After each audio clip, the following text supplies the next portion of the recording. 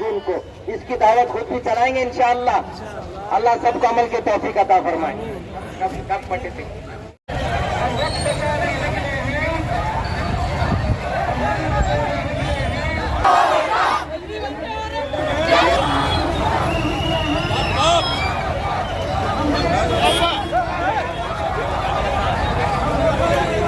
ಮಾತ್ರ ಸಂಬಂಧ, ಇದು ಎಸ್ಸಿ ಅವರಿಗೆ ಮಾತ್ರ ಸಂಬಂಧ ಅನ್ನುವಂತ ಕಲ್ಪನೆಯನ್ನ ನಾವು ಯಾರು ಕೂಡ ಇಟ್ಕೋಬಾರ್ದು. ನಾನು ಈ ವೇದಿಕೆಗೆ ಬರುವಾಗಲೂ ಕೆಲವೊಂದು ಚರ್ಚೆಗಳಾಯ್ತು. ಆದಾಗ ನನಗೆ ಕೇಳಿದ್ರು, ಅಲ್ರಿ ವಕಾಫ್ ತಿದ್ದುಪಡಿ ಮಾಡಿದ್ರೆ ನೀವು ಯಾಕೆ ಕೊಡ್ತೀರಿ, ಟ್ರಸ್ಟ್ಗಳಿಗೂ ಕೂಡ ಕಾನೂನುಗಳು ಬರ್ತದೆ. ಜನಸಂಖ್ಯೆಯ ಬೆಂಬಲ ಯಾವಾಗ ಯಾವ ವ್ಯಕ್ತಿಯ ವಿರುದ್ಧ ಯಾವುದೇ ವ್ಯಕ್ತಿಯನ್ನು ಯಾವುದೇ ಜಾತಿ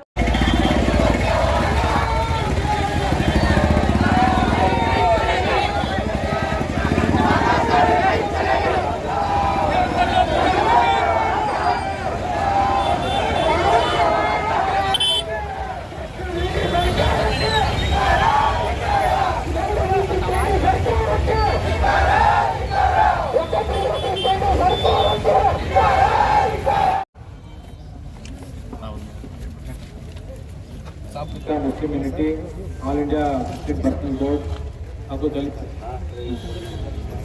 ಕರ್ನಾಟಕ ದಲಿತ ಸಂಘರ್ಷ ಸಮಿತಿ, ಈ ಮೂರು ಸಮಿತಿಗಳ ವತಿಯಿಂದ ಅಮೆಂಡ್ಮೆಂಟ್ ಕಾಯ್ದೆ 2025ರ ವಿರೋಧವಾಗಿ ಮತ್ತು ಅದನ್ನ ಕಾರ್ಯರೂಪಕ್ಕೆ ತರಬಾರದು ಅನ್ನುವ ಒಂದು ಮನವಿಯನ್ನ ನಾವು ಸಲ್ಲಿಸಿದ್ದೀರಿ. ತಾವು ಈ ಒಂದು ಮನವಿಯನ್ನ ಮಾನ್ಯ ರಾಷ್ಟ್ರಪತಿಗಳಿಗೆ ಮುಟ್ಟಿಸಬೇಕು ಅಂತ ಹೇಳಿ ತಿಳಿಸಿದ್ದೀರಿ. ನಾನು ಇವತ್ತೇ ಈ ಮನವಿಯಲ್ಲಿನ ಎಲ್ಲ ಅಂಶಗಳನ್ನ ಬರೆದು ಒಂದು ಪತ್ರವನ್ನ ಜಿಲ್ಲಾಧಿಕಾರಿಗಳ ಮುಖಾಂತರ ಮಾನ್ಯ ರಾಷ್ಟ್ರಪತಿಗಳಿಗೆ ಕಳಿಸುವ ವ್ಯವಸ್ಥೆಯನ್ನು ಇವತ್ತೇ ನಾನು ಮಾಡ್ತೀನಿ ಅಂತ ಹೇಳಿ ನಾನು ಎರಡು ಮಾತು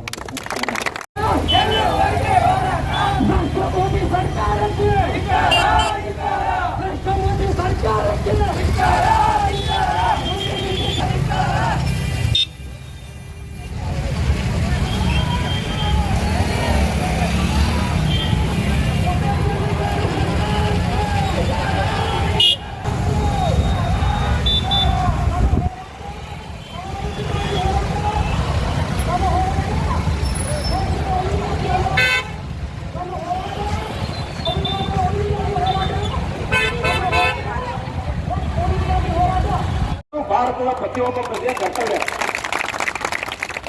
ಇದನ್ನು ನಾವು ಹೊರತುಪಡಿಸಿ ನಾವು ಕೇವಲ ಮತದ ಆಧಾರದ ಮೇಲೆ, ಜಾತಿಯ ಆಧಾರದ ಮೇಲೆ, ಧರ್ಮದ ಆಧಾರದ ಮೇಲೆ, ಲಿಂಗದ ಆಧಾರದ ಮೇಲೆ ನಾವು ಸಮಾನತೆಯನ್ನು ಉಳಿಸೋದಕ್ಕಾಗುವುದಿಲ್ಲ ಅನ್ನುವಂತ ಮಾತನ್ನ ಈ ಸಂದರ್ಭದಲ್ಲಿ ಹೇಳ್ತಾ ಬಾಂಧವರಿಗೆ ನಾನು ಕೂಡ ಹೇಳ್ತೀನಿ.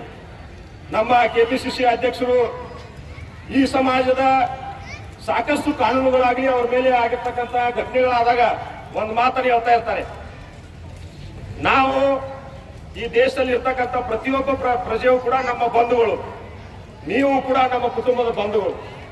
ನಿಮ್ಮ ಆಗು ಹೋಗುಗಳ ಯಾವುದೇ ವಿಷಯದಲ್ಲಿ ಪ್ರಸಂಗ ಬಂದ್ರೆ ಹೋರಾಟಕ್ಕೂ ಸಿದ್ಧರಾಗ್ತೀವಿ, ಪ್ರಸಂಗ ಬಂದ್ರೆ ಪ್ರಾಣ ತ್ಯಾಗಕ್ಕೂ ಕೂಡ ನಾವು ಸಿದ್ಧರಾಗ್ತೀವಿ ಅನ್ನುವಂತ ಮಾತನ್ನ ಈ ಸಂದರ್ಭದಲ್ಲಿ ಹೇಳ್ತಾ, ಬಹಳಷ್ಟು ವಿಚಾರಗಳಿದೆ.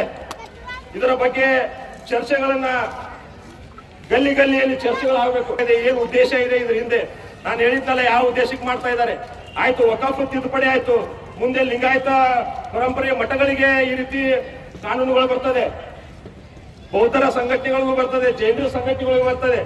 ನಮ್ಮ ಹಕ್ಕನ್ನ ಕಸಿದುಕೊಳ್ಳುವಾಗ ಪ್ರಥಮವಾಗಿ ಯಾವುದೇ ವಿಷಯ ತೋರಿ ಪ್ರಥಮವಾಗಿ ದೇಶದಲ್ಲಿ ಪ್ರಯೋಗ ಮಾಡೋದು ಅಲ್ಪಸಂಖ್ಯಾತರು, ಅದು ವಿಶೇಷವಾಗಿ ಮುಸ್ಲಿಂ ಸಮಾಜದ ಮೇಲೆ ಅನ್ನುವಂಥದ್ದನ್ನ ಬಹಳ ಖೇದಕರ ಸಂಗತಿ.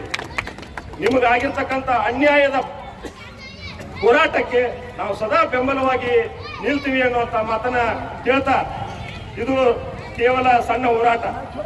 ಅವಶ್ಯಕತೆ ಬಿದ್ರೆ ಬಹಳಷ್ಟು ಚಳವಳಿಗೆ ಆಗುವ ನಿಟ್ಟು ಕೂಡ ನೀವು ಸಿದ್ಧರಾಗಬೇಕು. ಅಂದಾಗ ಮಾತ್ರ ನೋಡಿದ್ರಿ ನೀವು CANRC ವಿಷಯದಲ್ಲಿ ದೇಶಾದ್ಯಂತ ಹೋರಾಟಗಳಾದಾಗ ಮಾತ್ರ ದೇಶದ ಮುಖ್ಯಸ್ಥ ಆದ್ರೆ ಪ್ರಧಾನಮಂತ್ರಿ ಕಣ್ ತೆಗಿತಾನೆ. ಅಂತ ಅವಶ್ಯಕತೆ ಬಂದರೂ ಕೂಡ ನಾವು ನಿಮ್ಮ ಬೆಂಬಲಕ್ಕೆ ಇರ್ತೀವಿ ಅಂತ ಹೇಳಿ ಹೇಳ್ತಾ ಮಾತನಾಡಲಿಕ್ಕೆ ಅವಕಾಶ ಮಾಡಿಕೊಟ್ಟಿರ್ತಕ್ಕಂಥ ಎಲ್ರಿಗೂ ವಂದಿಸಿ ನನ್ನ ಮಾತುಗಳಿಗೆ. ಹೊಸದೈಲಿ ಮಾನ್ಯ ತಹಶೀಲ್ದಾರ್ ಸಾಹೇಬರು ಬೆಳಗ್ಗೆ ಇವರ ಮುಖಾಂತರ ವಿಷಯ ಭಾರತ ಕೇಂದ್ರ ಸರ್ಕಾರ ಜಾರಿಗೆ ತಂದಿರುವ ತಿದ್ದುಪಡಿ ಕಾಯ್ದೆ 2025 ಹಿಂಪಡೆಯುವ ಕುರಿತು ಕೇಂದ್ರ ಸರ್ಕಾರಕ್ಕೆ ಮನವಿ. ಮಾನ್ಯರೇ, ವೈವಿಧ್ಯತೆಯಲ್ಲಿ ಏಕತೆಯನ್ನು ಪ್ರತಿಪಾದಿಸಿಕೊಂಡು ವಿಶ್ವದ ಅತಿ ದೊಡ್ಡ ಪ್ರಜಾಪ್ರಭುತ್ವ ರಾಷ್ಟ್ರ ಭಾರತ ಸಂವಿಧಾನವನ್ನು ಅನುಸರಣೆ ಮಾಡಿಕೊಂಡು ಜಾತ್ಯತೀತ ಮನೋಭಾವನೆಯಲ್ಲಿ ಗಟ್ಟಿಯಾದ ಸಾಮಾಜಿಕ ತಳಹದಿಯನ್ನು ಹೊಂದಿರುವ ಏಕೈಕ ರಾಷ್ಟ್ರ ಭಾರತವಾಗಿದೆ. 2014ರಿಂದ ಕೇಂದ್ರದಲ್ಲಿ ಅಸ್ತಿತ್ವಕ್ಕೆ ಬಂದಿರುವ ಭಾರತೀಯ ಜನತಾ ಪಕ್ಷ ಸರ್ಕಾರ ಒಂದು ನಿರ್ದಿಷ್ಟವಾದ ಸಮುದಾಯದ ಆಚರಣೆ, ಧಾರ್ಮಿಕ ವ್ಯವಸ್ಥೆ ಮೇಲೆ ಸಂವಿಧಾನದ ಆಶಯಕ್ಕೆ ವಿರೋಧವಾಗಿದೆ. ಧರ್ಮದ ಜನರನ್ನು ಹತ್ತಿಕ್ಕಲು ಹಾಗೂ ಅವರ ಹಕ್ಕುಗಳನ್ನು ಕಸಿದುಕೊಳ್ಳಲು ನಿರಂತರವಾಗಿ ಪ್ರಯತ್ನ ಮಾಡುತ್ತಲೇ ಇದೆ. ಕಾರ್ಯಸೂಚಿ ಮುಂದುವರಿದ ಭಾಗವೇ ವಕಫ್ ತಿದ್ದುಪಡಿ ಕಾಯ್ದೆಯನ್ನು ಜಾರಿಗೆ ತಂದಿರುವುದು. ನಮ್ಮ ದೇಶದ ವಕ್ಫ್ ಕಾಯ್ದೆಗೆ ಶತಮಾನದ ಇತಿಹಾಸವಿದೆ. ಮುಸಲ್ಮಾನ್ ಸಮುದಾಯದ ಬಡವರು ಮತ್ತು ದುರ್ಬಲ ವರ್ಗದವರು ಪ್ರಯೋಜನಕ್ಕಾಗಿ ಅಲ್ಲಾಹನ ದೇವರ ಹೆಸರಿನಲ್ಲಿ ದಾನ ಮಾಡುವ ಆಸ್ತಿಗಳೇ ವಕಫ್ ಆಸ್ತಿಗಳಾಗಿವೆ. ಮುಸ್ಲಿಮರನ್ನು ಗುರಿಯಾಗಿಸಿಕೊಂಡು ವಕಫ್ ಕಾಯ್ದೆಯನ್ನು ತಿದ್ದುಪಡಿ ಹೆಸರಿನಲ್ಲಿ ಕೇಂದ್ರ ಸರ್ಕಾರ ಇಡೀ ವಕ್ಫ್ ಆಸ್ತಿಯನ್ನು ಸರ್ಕಾರದ ಹಿಡಿತಕ್ಕೆ ತೆಗೆದುಕೊಳ್ಳುವ ವ್ಯವಸ್ಥೆಯಾಗಿದೆ ಪಿತೂರಿ ನಡೆಸಿದೆ. ವರ್ಷಗಳಲ್ಲಿ ದೇಶದ ಮುಸ್ಲಿಮರು ಸಾಮಾಜಿಕ ಅಭಿವೃದ್ಧಿಗೆ ಚಿಂತಿಸಿದ ಕೇಂದ್ರ ಬಿಜೆಪಿ ಸರ್ಕಾರವು ಪೌರತ್ವ ಕಾಯ್ದೆ, ಜಮ್ಮು ಕಾಶ್ಮೀರದ ವಿಶೇಷ ಸ್ಥಾನಮಾನ ರದ್ದತಿ, ಹಿಜಾಬ್, ಹಲಾಲ್ ಹೆಸರಿನಲ್ಲಿ ಮುಸ್ಲಿಮರನ್ನು ಸಮಾಜವಾಣಿಯಿಂದ ದೂರ ತಳ್ಳುವ ಪ್ರಯತ್ನ ಮಾಡುತ್ತಿದೆ. ಈಗ ಸಂಸತ್ತಿನಲ್ಲಿ ಅಂಗೀಕಾರವಾಗಿರುವ ತಿದ್ದುಪಡಿ ಮಸೂದೆ ಸಂವಿಧಾನ 15, 25, 26ನೇ ವಿಧಿ ಮತ್ತು ಧಾರ್ಮಿಕ ದತ್ತೆ ಕಾಯ್ದೆಗೆ ವಿರೋಧವಾಗಿದೆ. ತಿದ್ದುಪಡಿ ಕಾಯ್ದೆ ಸುಪ್ರೀಂ ಕೋರ್ಟಿನ ವಕಫ್ ಕಾಯ್ದೆಯ ತೀರ್ಪುಗಳಿಗೆ ಅನುಗುಣವಾಗಿದೆ ಇರುವುದಿಲ್ಲ. ವಕಫ್ ಕಾಯ್ದೆ ತಿದ್ದುಪಡಿ ಮೂಲಕ ಜಾರಿಗೊಳಿಸಲಾಗಿರುವ ಕೆಲವು ಕಲಮಗಳನ್ನು ಕೈ ಬಿಡುವುದರ ಮೂಲಕ ವಕಫ್ ಮಸೂದೆಯನ್ನು ದುರ್ಬಲಗೊಳಿಸಲಾಗಿದೆ. ಮಸೂದೆಯಿಂದ ಬಾಧಿತರಾಗಿರುವ ಮುಸಲ್ಮಾನರನ್ನು, ಮುಸಲ್ಮಾನ್ ಸಂಘಟನೆಗಳನ್ನು ಮತ್ತು ಮುಸಲ್ಮಾನ್ ಸಮುದಾಯವನ್ನು ಪರಿಗಣಿಸಿ ಅವರ ಅಭಿಪ್ರಾಯಗಳಿಗೆ ಮಾನ್ಯತೆ ನೀಡಿಲ್ಲ. ಈ ಕಾಯ್ದೆ ಮುಖಾಂತರ ಮುಸಲ್ಮಾನ್ ಸಮುದಾಯದ ವಿರೋಧ ನಡೆಸಿರುವ ಹೊನ್ನಾವರ ಬಹಿರಂಗವಾಗಿದೆ ಕಾಣುತ್ತದೆ.